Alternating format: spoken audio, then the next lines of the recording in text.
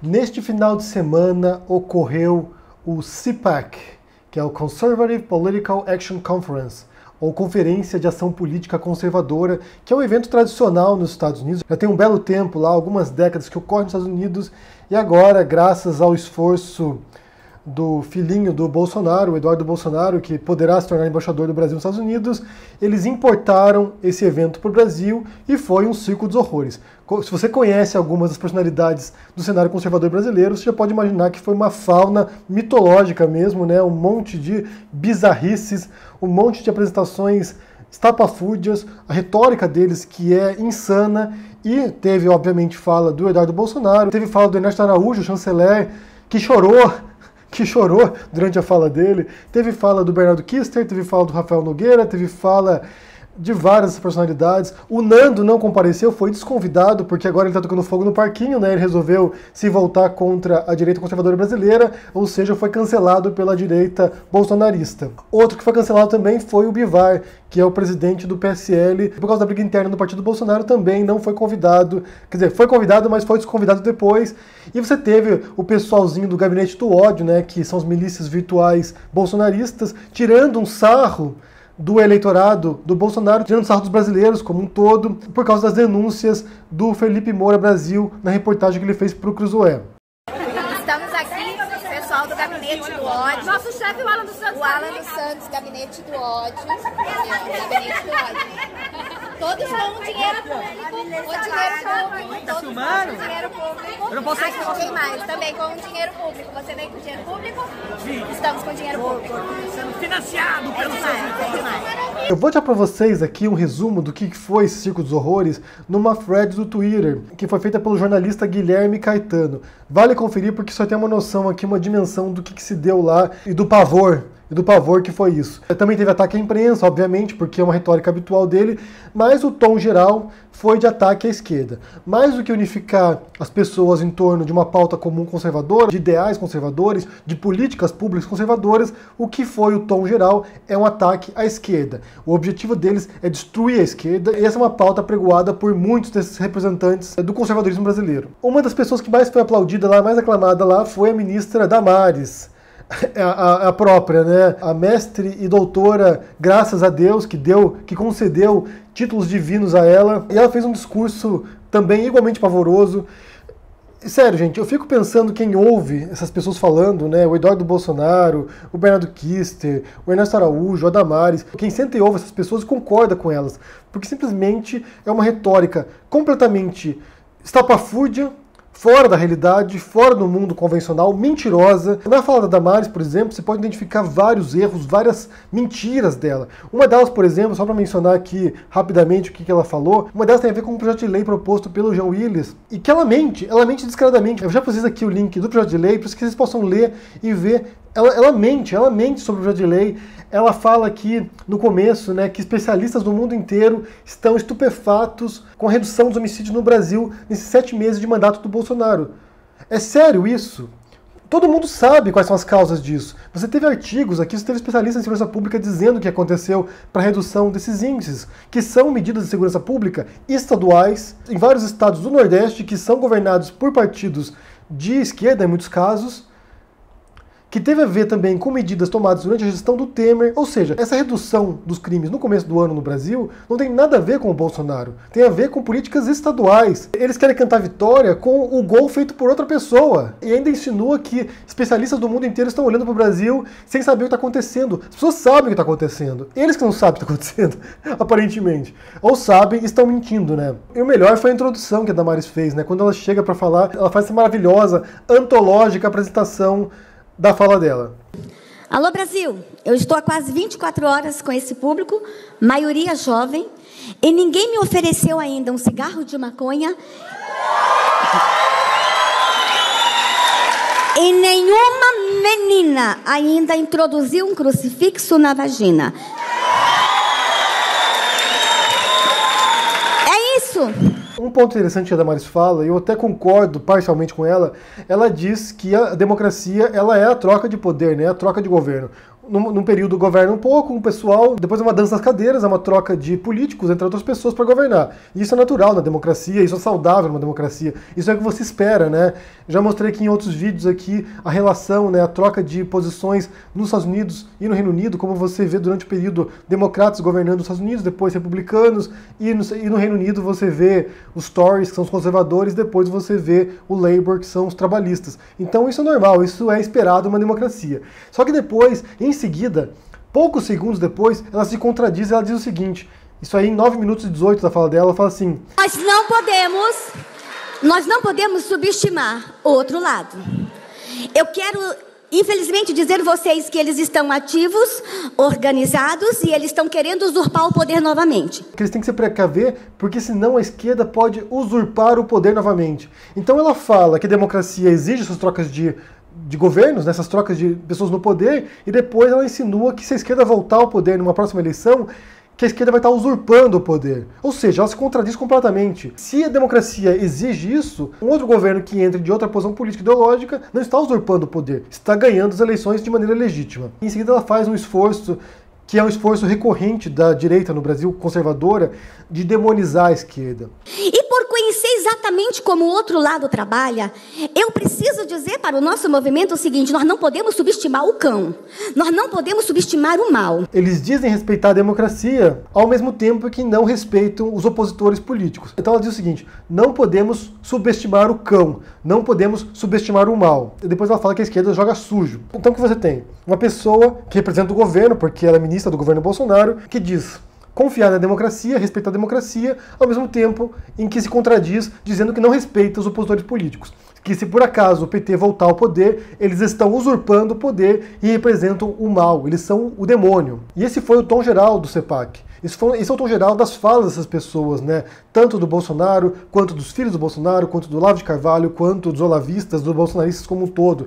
De influenciadores, direitistas, conservadores, que tratam as esquerdas, a gente fala aqui no plural porque são vários grupos diferentes, que representam pautas diferentes também, atacam esses grupos como se fossem o mal absoluto, como se a esquerda representasse rupturas de valores, não apenas democráticos, mas valores morais. Como se a esquerda fosse imoral e quisesse distorcer e deturpar a família brasileira, a sociedade brasileira, que fosse um mal a ser extirpado da sociedade. Esse é um conceito que perpassa a fala de muitos conservadores, de que a esquerda é um mal absoluto. E isso me remete, quando você analisa isso aqui, isso me remete a um documentário feito pela Netflix, uma série Netflix que se chama The Family, que fala justamente sobre isso, né, sobre a ascensão do conservadorismo nos Estados Unidos e a relação deles com uma noção de cristianismo totalmente distorcida, que vem numa pessoa, numa figura patriarcal e geralmente autoritária, a esperança de um governo cristão pelo mundo. Então eles vão lá e elegem uma figura como Trump, por exemplo, que enfeixa uma série de valores que são anticristãos, na verdade, né, valores que não representam nada do cristianismo. Eles olham essa pessoa e eles dizem o seguinte: é o que temos. Temos um líder forte, temos um líder problemático, um líder defeituoso, mas é o que a gente tem. Vamos confiar nisso aqui porque se ele é o líder é porque Deus escolheu essa pessoa. Se o Trump é o presidente agora é porque ele representa Jesus e representa os valores ocidentais que devem ser preservados. Isso vale para o Bolsonaro, isso vale para outros líderes também. Vale para o Orbán na Hungria, vale para o Boris Johnson agora no Reino Unido, vale para outros líderes que enfecham esses valores. Nesse documentário que você vê nessa série aí, é como esse grupo foi se expandindo pelo mundo. Tem esse grupo conservador de um cristianismo bastante atípico, que não tem a ver com religiões específicas, não tem a ver com evangélicos nem com católicos, mas é uma coisa meio amorfa, meio indefinida, e como esse grupo tem propagado esses valores pelo mundo e expandido. Tem toda a cara de teoria conspiratória, mas quando você analisa certos elementos desse documentário, quando você estuda a expansão do conservadorismo, tem muita coisa que bate. Tem muita coisa que realmente encaixa, incluindo a ascensão do conservadorismo no Brasil também, que parece ter a ver com isso, de certo modo. Não apenas isso, mas também. E outra coisa que você observa nessa fala da Damares, na fala de outros também direitistas nesse CEPAC, é a relevância, como é crucial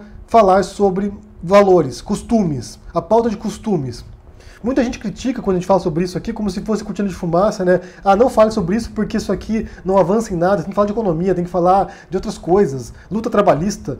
Mas para eles é fundamental isso. E foi através das pautas de costumes que eles chegaram ao poder. Eles exploraram a rejeição que o brasileiro tem a certas questões, a certas pautas identitárias, a certos temas que são levantados por certos grupos de esquerda. Eles exploraram essa rejeição, ampliaram essa rejeição também. E você vê alguém como o Bolsonaro que reúne tudo isso nele também, essa rejeição, esse medo, esse horror a certos grupos no Brasil. Eles exploraram isso e foi o que levou à ascensão do conservadorismo agora. Então você tem, por um lado, a abominação da esquerda, que eles querem extirpar da sociedade brasileira e do mundo de preferência, e você tem pautas de valores ultraconservadores ou reacionários em alguns casos, que também fecha isso.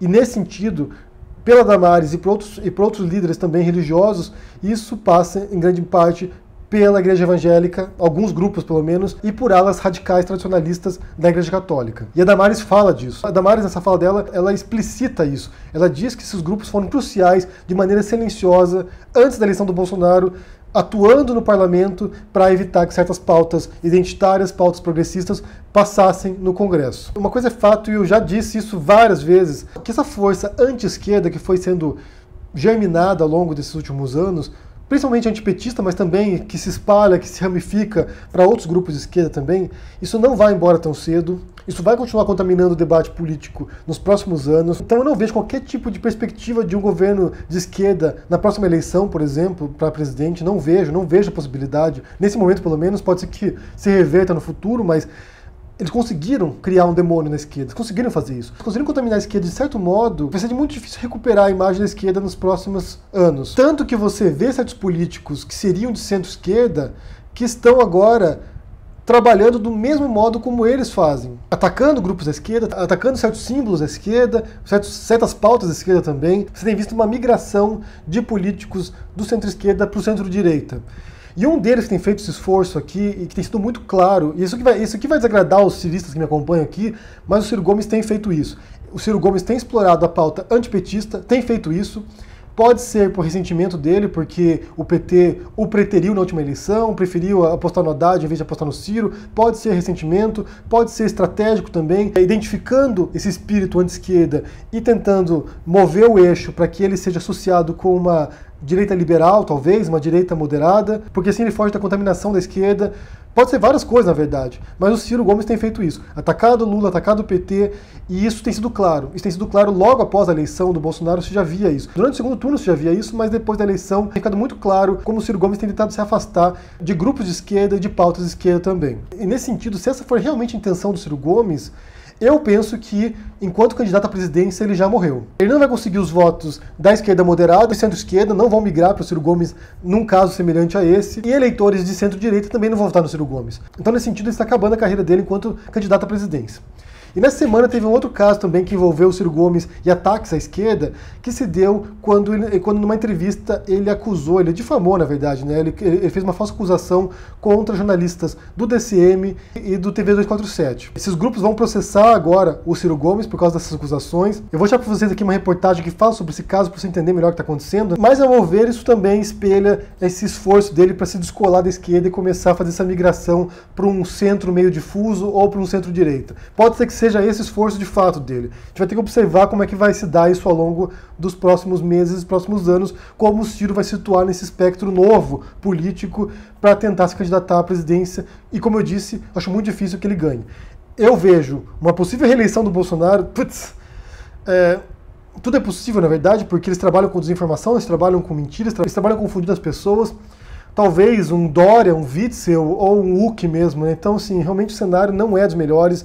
Não imagino, como eu disse, nenhum cenário futuro no qual a gente veja um candidato de esquerda ganhando uma eleição presidencial. Não vejo. E uma coisa que a Damares disse na fala dela, e que vai se espelhar também nas próximas eleições, inclusive municipais também, em breve, é que eles querem continuar se organizando, fazer uma estratégia muito elaborada para continuar derrotando a esquerda. Enquanto a esquerda não compreender a estratégia da direita conservadora brasileira, da extrema-direita brasileira, possivelmente o cenário futuro será muito pior do que já é. A fala da Damares é muito reveladora de como eles trabalhavam fora do poder e como eles trabalham agora dentro do poder também. Vale conferir essa palestra dela, porque por mais pavorosa que seja, é assustador você assistir essa mulher falando, por mais complicado que seja a fala dela, vale conferir para você ver como eles são ardilosos e como eles trabalham manipulando a percepção das pessoas, mentindo, criando fake news, e como eles têm planos. Como não é algo aleatório. A gente pensa que eles são doidos, que eles são desorganizados, que eles são caóticos, e de certo modo são, mas eles também têm planos muito específicos para como se manter no poder também. Que inclui... Agora eu volto para o começo aqui,